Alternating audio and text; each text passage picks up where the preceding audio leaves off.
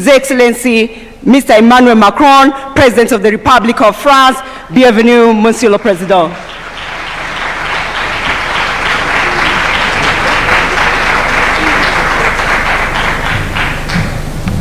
Thank you so much. Mr. President, dear William, Your Majesty, Head of State and Governments, Secretary General of Permanent Commission of the African Union, Secretary General of Francophonie, Ministers, Ambassadors, Entrepreneurs, ladies and gentlemen, Asante Sana, Mr. President. And I will switch in French, if you allow me. Le président a tout dit. Et donc, je veux juste rajouter quelques convictions pour qu'ensuite on puisse passer à nos travaux. C'est un nouveau type de sommet, c'est une nouvelle philosophie, et donc nous allons aller au bout de cette philosophie. D'abord, ce sommet a commencé par des rencontres de la jeunesse, des entreprises, de la culture, du sport. Et d'ailleurs, nous allons juste après... with the captains of industry with whom we'll be able to discuss things. But deep down, the conviction that I wanted to share with you is that the agenda that Africa and France need to have, the one that I stand for, must not look backwards, but just look straight ahead. As President Ruto just said, we need to keep our eyes ahead. And what I have been trying to do for 10 years now is to construct a relationship which looks backwards with lucidity, and we've been working with Cameroon, Rwanda, Algeria, and several other nations, and with which looks with bravery at the present, looking at our necessity of culture, activity, looking at co-development and co-investment, and which is built on respect for the fact that Africa has its own agenda. The relations between Africa and France, as we see it, as the way we want to implement, are built on courage, respect, and a will to have a shared agenda. That's what we've been working on for 10 years. We spoke about it yesterday, so I won't go into it now. Why am I so convinced that this is the right way 10 years down the track? Because the challenges of Africa and Europe are shared challenges. We all want peace, prosperity, sovereignty. Europe has always been fighting for this, and after the Second World War, the EU was built on this struggle for peace and sovereignty, and now the European agenda is indeed one built on strategic autonomy, so as not to depend on American or Chinese power, and when we want to defend the rule of law, international law. We believe in equality, in equal footing trade relations. We defend the climate. That is what Europe is all about.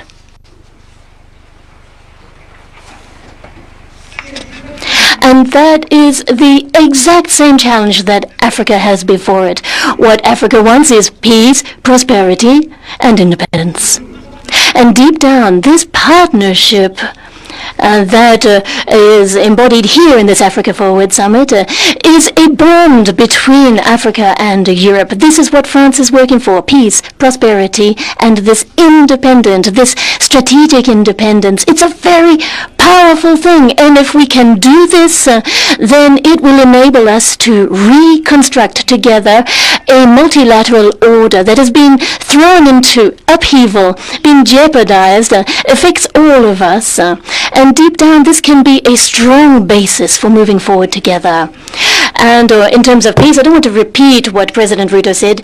Peace is going to require African unity, and I really firmly believe this. And I'm delighted to see so many of my brothers here, heads of state and government from so many nations who have come to Nairobi. I know that you're all very busy, so I'm very grateful to you for making this, because it really does share this image of a united continent, from Maghreb right down to the Indian Ocean, the south of the continent, Western Africa, Central Africa, and Eastern Africa. Remember, all of these different parts of Africa, given that it is so large, are all part, nonetheless, of one continent with a shared agenda.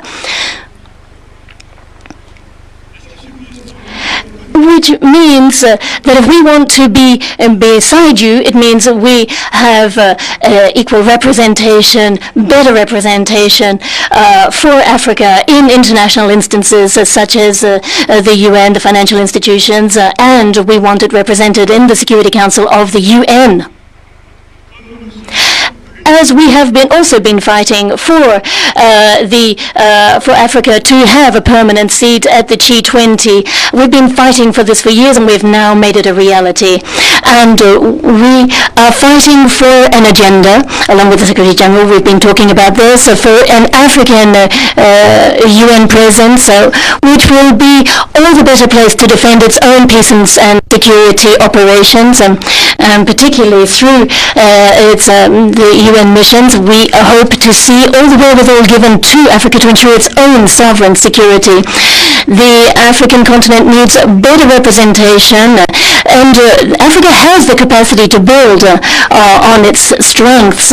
So what we stand ready to do is assist you financing that with a reworked security arrangement which is respectful of the sovereignty of each African country, but never eclipsing each nation's sovereignty. And I'm delighted to hear from your introductory remarks a moment ago that we can build together a shared agenda to overcome the peace and security challenges that we face, and continue to work together so that the whole of the UN can move forward on a more equitable basis.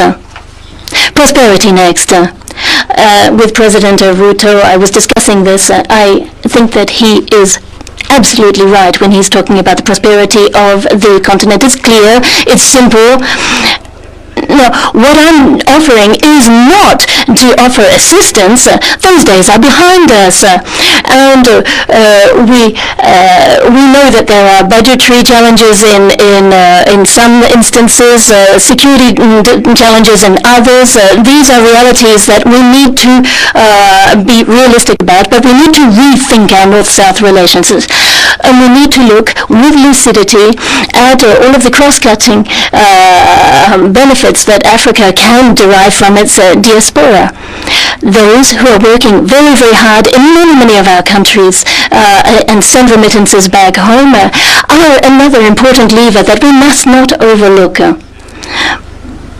But the main notion I want to focus on is co-investment. What is co-investment able to achieve? It means investing in human capital, the young talents in Africa, in a formal economy. One of the major difficulties here is too much of the African economies that are underneath the tip of the iceberg as informal economy. It's about time we brought them into the value chains and to structure your agricultural sector and your industrial sector in such a way that it will be stronger than ever, so that Africa will no longer be seen as a place for rare earths and other resources to be extracted, but rather to be a partner.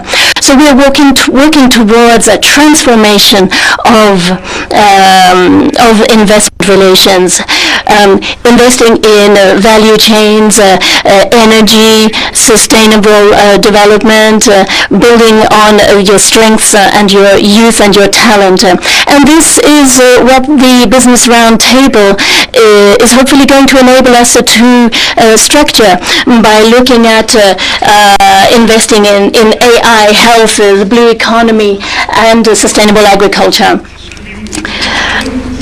So what we need to do is look at the partnership that we want together through a logic of investment. And this is where we see this agenda of prosperity and sovereignty altogether. Getting Africa forward on the economic level means greater sovereignty and autonomy. It's important for Europeans as well to have more strategic autonomy in its partnerships. We need to ensure that we do not become dependent on the two major powers who in some ways look like they're going to eclipse everything. And it's not just France and Europe today who are going to mobilize all of the critical minerals or rare earths that we're going to need for the future. It's neither France nor Europe that will be here giving you diktats on the way forward. No. Those days are way behind us. No, the European agenda has every interest in seeing you march strongly towards the sovereignty and autonomy because they're the same goals that we have. And if you are successful in this hunt for sovereignty, be it with agriculture, with economy, or wherever, then you are also offering more solutions to us. So your success is our success. So when you invest in your populations and have them succeed, that means fewer people fleeing poverty. And so this again is our success and your success hand in hand. So here what I want is for all of us to take a leap together. This is not an agenda which is univocal, which is top-down from Europe to Africa. No way. It is an equal footing partnership built on mutual respect. And we're going to build this together with respect, lucidity, and courage.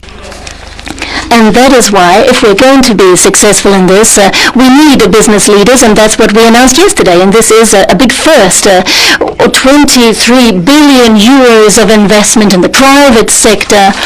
These are for industry, for firms in the fully private sector companies in Africa. These 23 billion euros of investment is 14 billion for French firms in Africa, 9 billion in investments for African businesses on our continent. On your continent. And so this, we're hoping, will be the jolt that we need to inject more momentum into the process. All of this is going to, as President Ruto said, be based on quite simple things. A new partnership, a new vision for managing resources, for sustainable agriculture, for having tax and financial policies that are more consistent. It's also going to mean that we can mobilize international funding better, be it the World Bank, be it with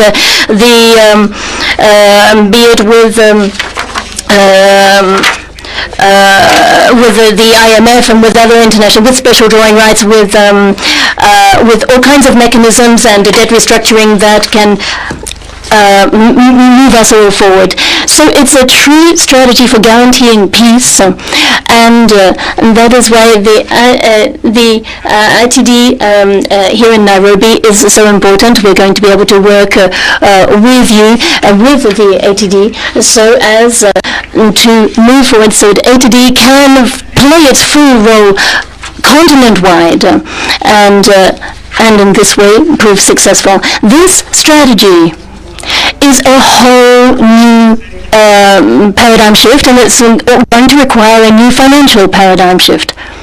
And this is all part of our shared strategy. Other than that, I would say President Ruto said what I wanted to say, that I think this summit embodies our new partnership, and I think he said it better than I ever could, so I want to endorse what he said.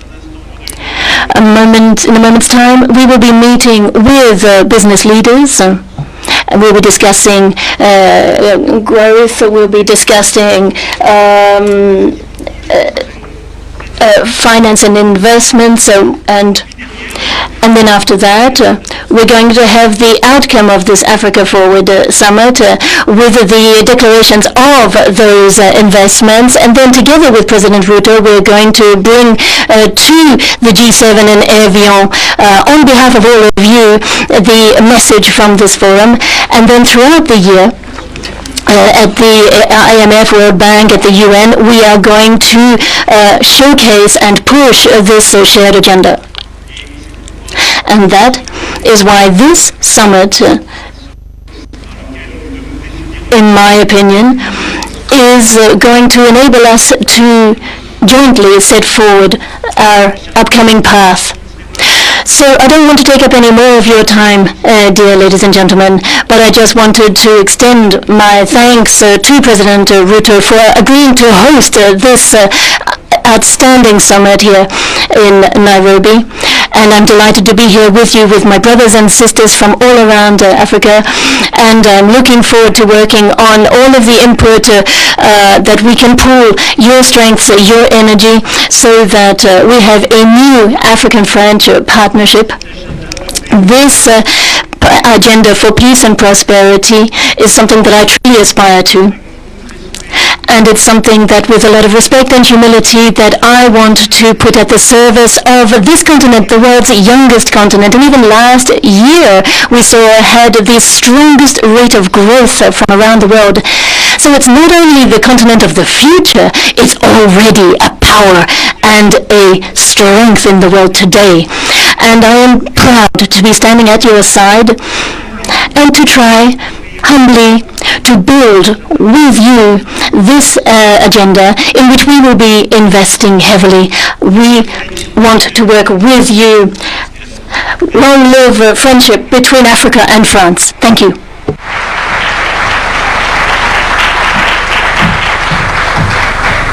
A warm, big round of applause for His Excellency. Thank you, Mr. President, for reinforcing the shared opportunities between Africa and France to continue working.